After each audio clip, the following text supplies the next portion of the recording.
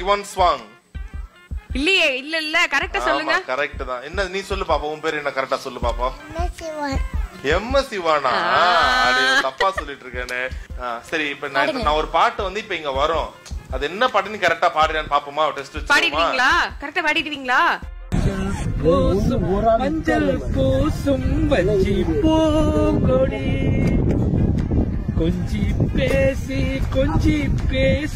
கொஞ்சம் பைங்கிளி மஞ்சள் பூசும் மஞ்சள் பூங்கொடி கொஞ்சி பேசி கொஞ்சம்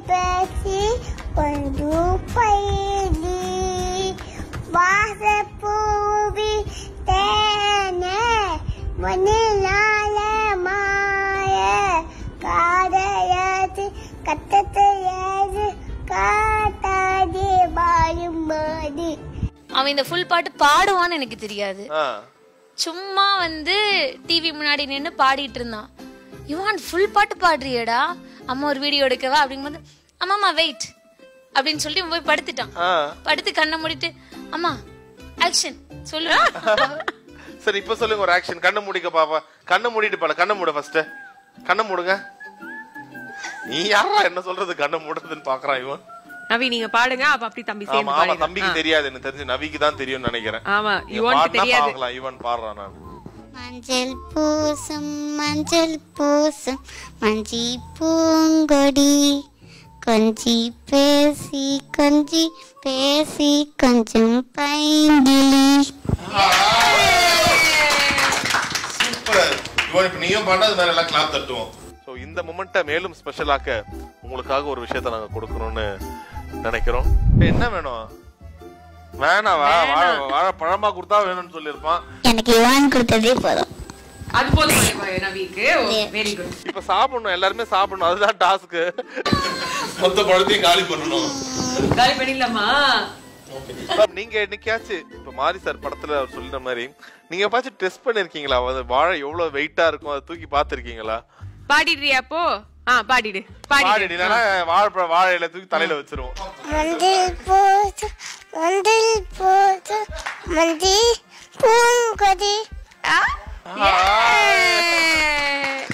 சூப்பர் யுவான். நீங்க பாத்தீங்களா வாழை? பாத்தீங்களா?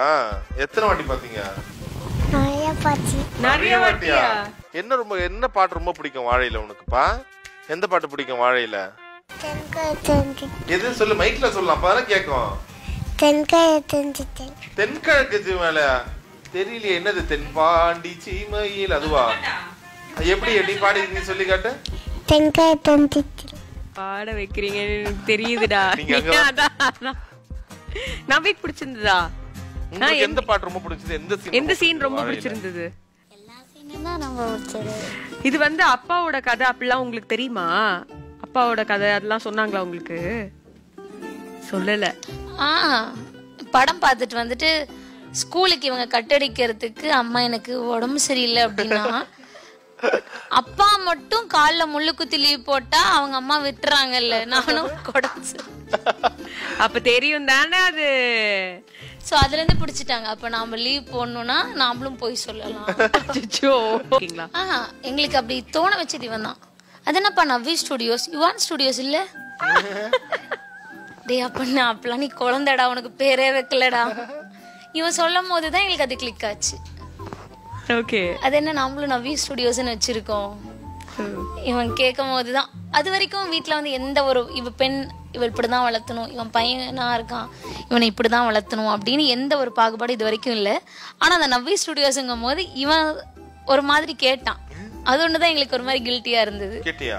ஃபர்ஸ்ட் குழந்தை கொஞ்சம் பேர் மாத்துங்க, யுவான் ஸ்டுடியோஸ் மாத்திரலாமா பேரை?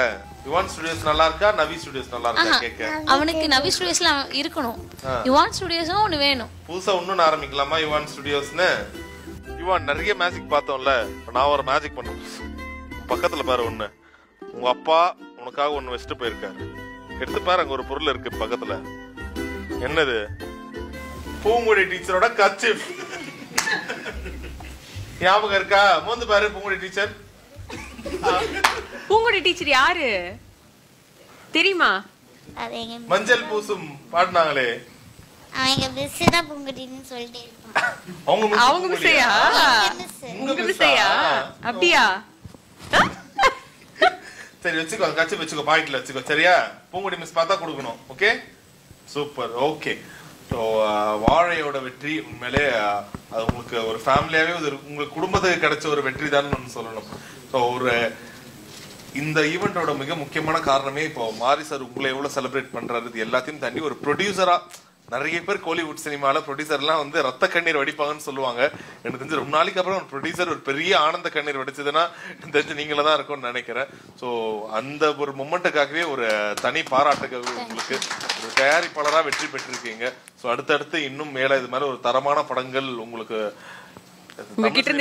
தரணும்னு ஆசைப்படுறோம். So it's time for the moment நினைக்கிறேன். எஸ்.